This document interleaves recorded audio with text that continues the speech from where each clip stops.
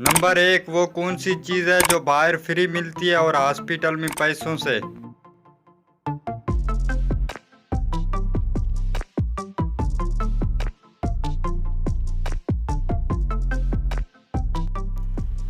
जवाब है oxygen. Number 2, टमाटर की पैदावार सबसे ज्यादा किस मुल्क में होती है?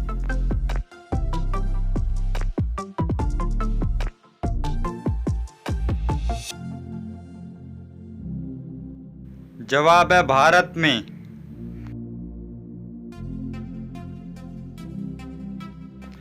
नंबर 3, ऐसा क्या है जो फटता है लेकिन उससे आवाज नहीं आती?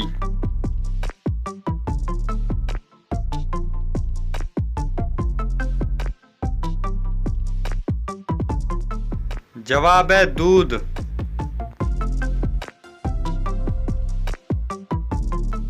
नंबर 4, किस मुल्क में सबसे ज्यादा ट्रेनें चलती है?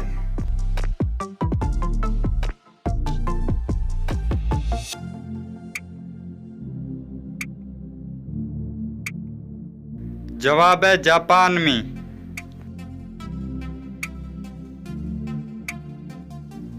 नंबर 5, ऐसी क्या चीज है जो लड़की खाती भी है और पहनती भी है?